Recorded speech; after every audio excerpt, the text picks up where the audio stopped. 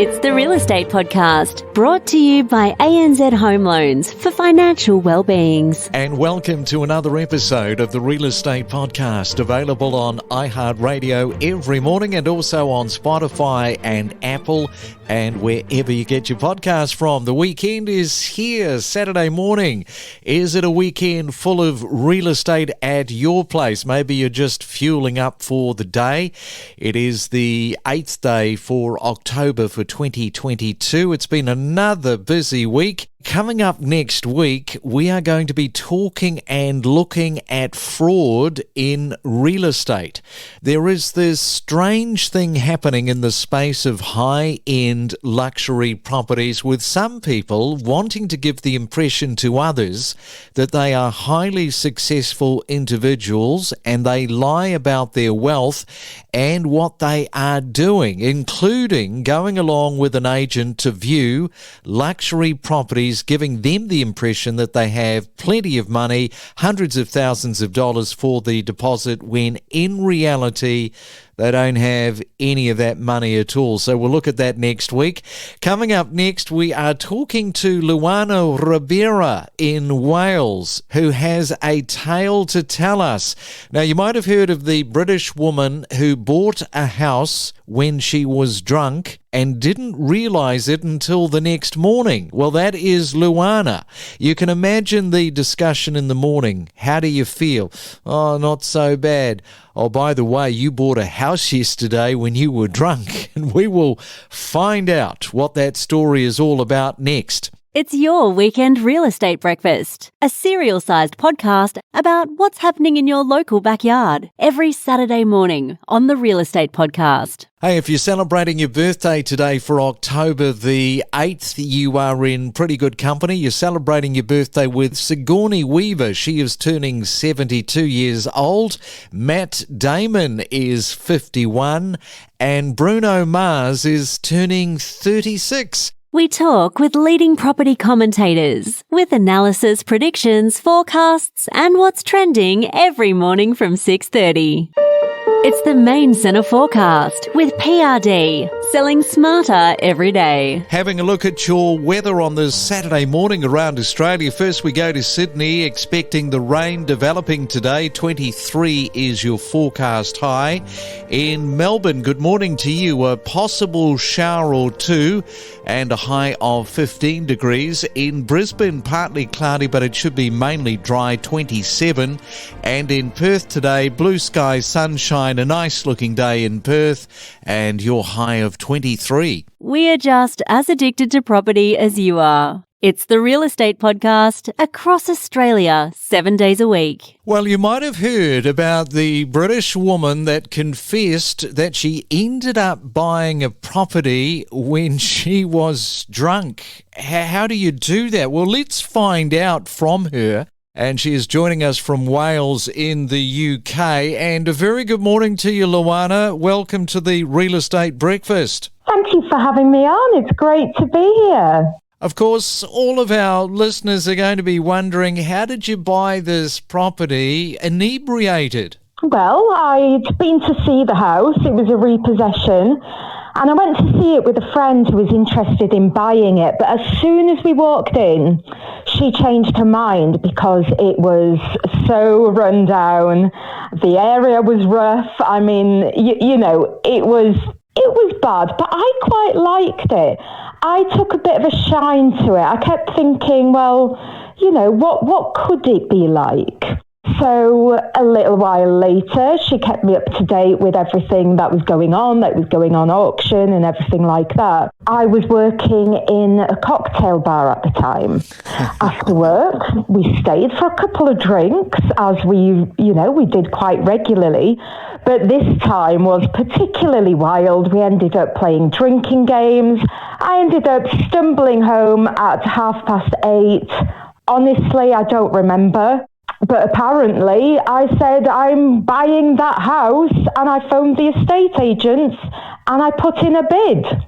Okay, so let's just back this up a little bit. Tell me a little bit, because you're a first home buyer, how long did it take you to save up for your deposit for this first home? Well, the house was actually, I put £20,000 as my bid and I won it there. The deposit was 5,000. So, it wasn't astronomical. It was something that I could manage. At the time, I wasn't earning much, but I was a good saver. So, it was all fine. I had that ready to go and yeah, got the house and I moved in not long afterwards. You say that you can't remember actually putting the bid in. So when did you get clarity that, hey, I've actually bought a house? When did that actually occur for you? I woke up all dizzy and hungover, dry mouth, all the rest of it. And my ex at the time was giving me the silent treatment. I didn't know why. So I had all kinds of things going on in my head. Or what have I done? What have I said? And I kept asking him, what's wrong? What's wrong? And eventually he snapped at me. I can't say the exact words on air, but he said, you bought an F house. Yeah. And did he did he not like the house that you had bought? Did he think it was a bit too run down? I mean, it was your money though, right? It was my money, yeah. It was my money, my house. I went to live there on my own. Everything was fine. I think it was just because I was drunk and he probably was worried about my decision-making skills being in such a state. But you know what? To be able to hold a conversation with the estate agent and put my bid down, they didn't realise I was drunk. I must have had something together. Yes, so subconsciously you were there, you were thinking real estate, and you were still switched on enough to buy it. So that says something about the way that you think about real estate, maybe. As soon as I walked into that house, I could just see the potential, and, isn't it all about taking risks? Like, nothing's ever going to be safe. Yes, I was drunk, but it turned out very well. It was the best drunk decision I ever made, and I would do it all over again. Now, I've got to ask you this question, Luana. What sort of media attention have you had? I mean, here we are in Australia giving you a call in Wales. Has your phone been running hot? Do you know what? This story's gone crazy. It was a little throwaway comment that I made to a journalist, thinking it was going to be part of an article. It ended up being its own article. It's ended up going worldwide. What can I say? I never knew that it was going that people would be so interested.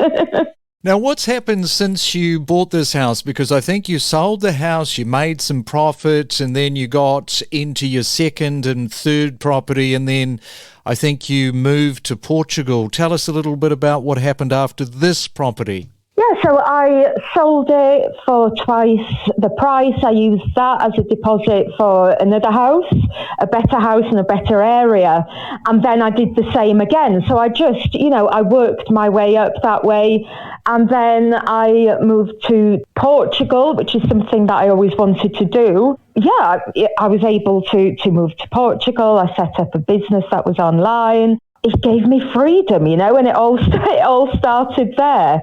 And now I came back to the UK in the pandemic. So now I'm in the UK, I'm on Anglesey, and I'm buying a house here, or I will be buying a house here.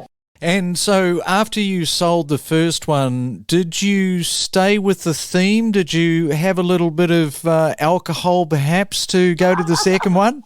I did not. Maybe I should have done. Well, it was such a great result, so I was just thinking perhaps you want to keep to that sort of method. It worked. I'll bear that in mind for future. And what about the royals? Are you a royalist with this change that has now happened? I definitely wouldn't call myself a royalist, but it's always sad when people die, isn't it? She had a long reign and all that, but I wouldn't call myself a royalist. It's been a very somber time around here lately. And do you think that Prince Charles or King Charles is going to make a great king? I do, I think he's got really strong values, and I'm feeling quite positive about it. It's not something that I'm that clued up or interested in. It's just, I do think that he will be a great king, actually. I'll leave it there, Luana. Thank you for coming on to the Real Estate Podcast and sharing your story, and keep in touch. Let us know what other sort of properties you buy and the method. Oh, thank you so much. It's been so much fun. All right. Well, thanks again. Thank you. Bye. We connect you to the best real estate information across Australia. The Real Estate Podcast.